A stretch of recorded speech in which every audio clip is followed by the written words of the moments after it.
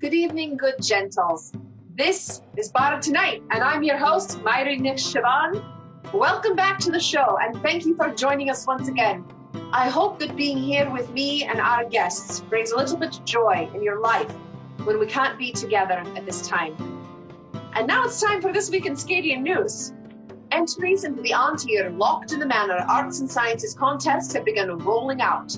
A single entry will be released every day in the month of June on the Kingdom of Antir page, and I believe on the Arts and Sciences page as well on Facebook.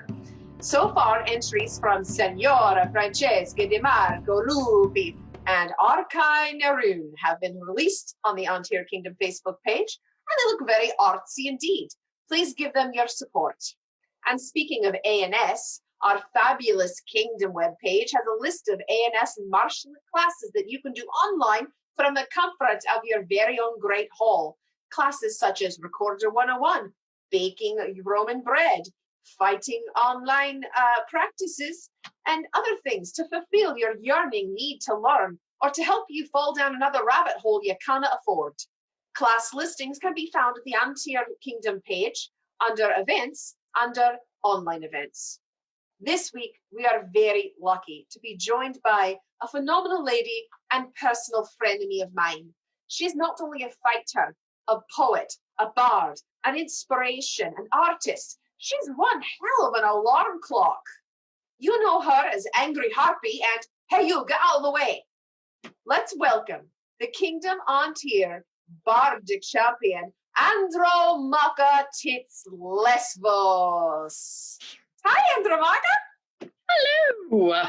Thank you for joining us on Bardic Tonight. I'm so happy to have you, darling. I'm so happy to be here. And you look very comfortable and well and healthy. You're doing good? I'm doing fairly okay. Good. I miss people. I miss being on the surface world.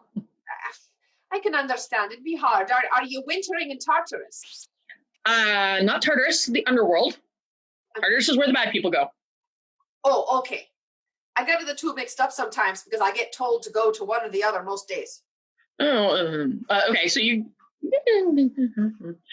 I'm assuming it's probably to hell, which is the Christian concept. I live in the underworld. The underworld is actually made of multiple different lands, multiple different rivers. Tartarus is just where we send the bad people. Okay, that's very good to know. And your father is in the underworld as well? Yes, my father would be King Hades. Correct. My mother would be Queen Persephone, who is currently visiting my grandmother, Demeter. Demeter, all right. And I think we have a picture of your family here, if I can just show you that. This is your mom and dad. Yes, it is. That is Papa Hades. That is Mama Persephone. There's Cerberus. Oh, I love that dog. I hate that dog. I love that dog. I hate him. He's very cute.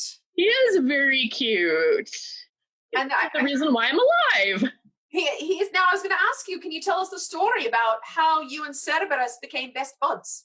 Well, okay, so when I was a little baby harpy, now mind you, I don't remember this. This is the story, Mom. Figures is what happened. Little baby harpy kind of got shunted out of the nest by a bigger creature. I don't know what, but it did like a woodpecker and laid it in the nest. The woodpecker got bigger and shunted me out. And I fell into one of the rivers and Cerberus fished me out of the river. The lovely, embarrassing story my mom loves to tell at dinner time. So remember when Cerberus fished you out of the river and he brought you home? He was pretty much like, can you keep it? Can we keep it, Mom? Can we keep it? He's probably holding you by your head like a puppy in your little naked baby body, like your little harpy wings soaking wet down here. It was pretty sad. It was pretty sad. I am so thankful there are no V's paintings of that. So you were found by Cerberus and you were raised in Hades. I was raised in the underworld, yes. I was raised by Hades and Persephone. And what was it like having Hades as a father? Was he very strict? He wasn't strict per se, but he is very much about the rules. Mm-hmm. Especially since he's trying to account for all of the souls in the underworld. I mean, having to account for them, having to contend with, oh God, Chiron. Chiron is a piece of work. But yeah, and he's also having to contend with my grandmother, my mom having to leave every 6 months with the season change. Just And speaking of your mother, Persephone, she's on the surface world now. She's in Olympus.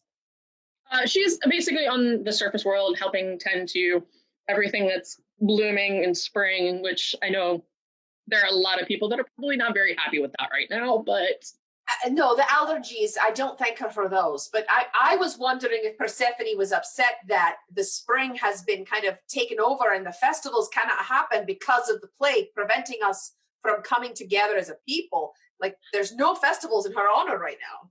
I don't think she's necessarily upset because the natural order is still going on. Things are still blooming. Things are still being born. Things are still going around cycle-wise. It just, and I think she understands that. I think the people that we need to be most upset or most concerned about is Apollo. Mm-hmm. Apollo is the one we kind of need to be concerned about because he is not only is the god of medicine, he is also kind of the god of plagues. And I don't think there's enough people sacrificing enough bulls to Apollo at this very moment. I think he's kind of pissy.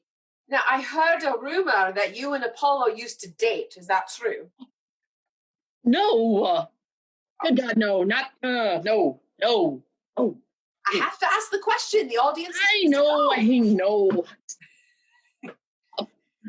So Persephone. I will not speak ill of an Olympian, but needless to say, Apollo and I never dated.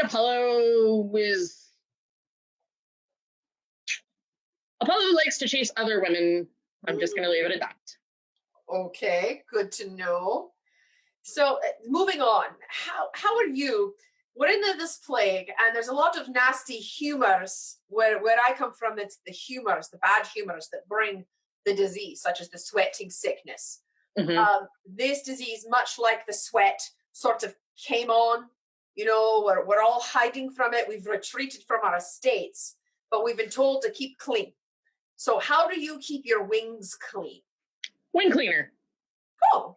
Yeah, just it's like soap, water, shampoo, just scrub the wings as best I can. I've got a little wing scrubber to get like the very hard to reach in between the shoulder area. Perhaps someone with you in the Roman bath, like people behind you. Well, I was going to say I do have somebody that likes to help fluff the wings. I'm just saying. Oh my, well. And moving on to that topic, you're planning a wedding to a Roman knight? Yes, I am. Congratulations. Thank you.